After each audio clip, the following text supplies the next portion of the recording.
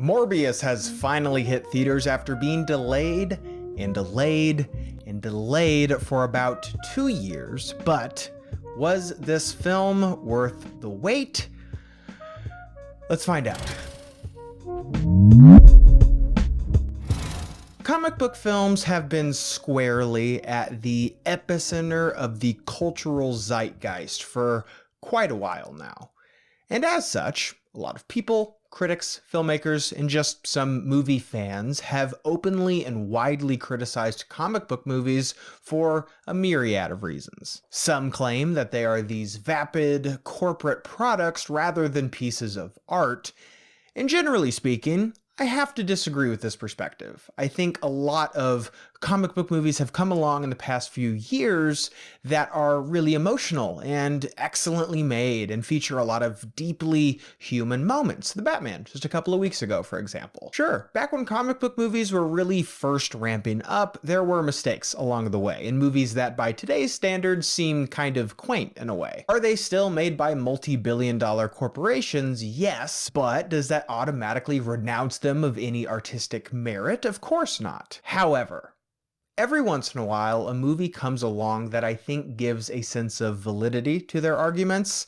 Comic movies that are pretty vapid and have equally as vapid characters and are mostly just spectacle and not much else. And unfortunately, Morbius is one of those movies, and genuinely took me back to a time where a lot of comic book movies just plain stunk, you know? Sure, yeah, you had your X-Men 2s, your Batman Begins, Hellboy, Spider-Man 2, and so on.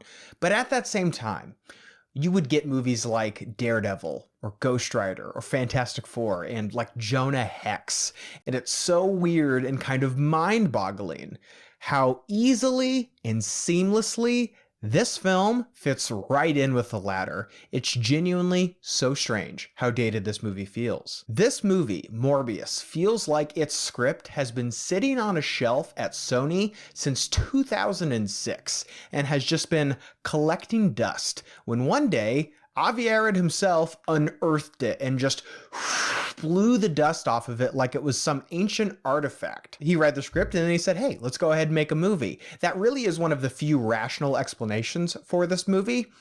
Now, it could be that, or it could be because Spider-Man has been killing it over on the MCU side, and Sony seems hard-pressed to establish their own Spider universe with not just this, but also Venom and Kraven the Hunter, among others, who Spider-Man also may or may not be a part of. And because of this, Sony has resorted to making one of the least inspired, dullest, and generic comic book movies that I have seen in a while. And generally speaking, when you have one of these comic book movies that is a bit more on the generic side, you at least have characters, usually the titular character who you are at least mildly attached to. No, Ant-Man and the Wasp is not my favorite film in the MCU, but Paul Rudd is great as Scott Lang, and seeing him as Ant-Man is always a pleasure, even if the movie he is in is less so. However, with this film, we have Michael Morbius, portrayed by Jared Leto, as our hero. He's a scientist with a degenerative disease who is looking for a cure to fix his ailment as well as so many others across the globe. However, in true Marvel Comics fashion, after a science experiment goes awry, he is granted with the powers of a vampire bat and is now desperate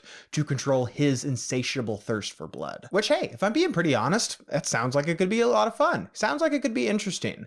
Yeah, no, Jared Leto is not my favorite actor in Hollywood, but the idea of someone who is struggling with this inner demon, but who is also capable of truly horrific things, does sound pretty interesting. Despite that fact, Jared Leto's performance of Michael Morbius in this movie is nothing short of unremarkable. I think he does fail to bring anything to this role that couldn't be brought by a slew of other actors in Hollywood. But if I'm being fair here, I also can't even entirely blame this on Jared Leto, because he is really just given a husk of a character to portray here, which is one of the most infuriating things about this film, and one of the reasons it is so painfully dull is because nothing really happens in this film. None of the characters grow or change or evolve. Their motivations are vague and one-dimensional. The entire middle portion of this movie is just things happening with no connectivity, no progression, no rhyme, no reason. It's just a sequence of things happening until the movie is over. And because this movie is about a vampire, you might be thinking to yourself, hey, well, at least there are probably some gruesome moments, right? Where we see this vampire feeding or out in the night on the hunt. And you'd be right to think that. This movie is being marketed as an action horror movie, which is a pretty rare mashup for the comic book genre nowadays. At least it has been for a while. And you guys know me, a comic book horror film, dude, that sounds awesome. Sign me up. I have been dying for a great horror superhero movie for a long time. Unfortunately, I'm going to have to continue to wait because Morbius fails to excel at being a great horror movie or even a decent action movie for that matter. As was the problem with the first Venom movie, this thing has a painfully bloodless PG-13 rating and ironically, feels pretty toothless. I kid you not, there are moments in this movie where people's necks are being bit into, their abdomens are slashed open, and then the blood that you see sprayed on the wall literally is black. I kid you not, there are sequences in this movie where it looks less like someone is being disemboweled and more like an ink pen broke in their shirt pocket. It is so weird and distracting at how black this blood is, and I have to wonder if it's not a result of studio interference. They probably wanted to maintain that PG-13 rating, so they just went in post and just completely removed all the saturation and pigment that is in the blood in this movie. Which is not to say that you have to have violence and brutality to make a good horror movie. On the contrary, there are plenty of great horror movies that have little to no blood at all or even have PG-13 ratings. But this film completely lacks any sense of tension or terror that you would expect to find in a horror movie. So really the only reason this is a horror movie at all is because it's about vampires, which I guess this makes this movie about as much of a horror movie as Hocus Pocus, which is truly a shame because there are moments in this film where it feels like they might be headed in that direction of trying to capture something atmospheric and scary, but it's almost immediately abandoned, which is a pretty bad quality that this film has, is that Morbius has this sort of stink to it.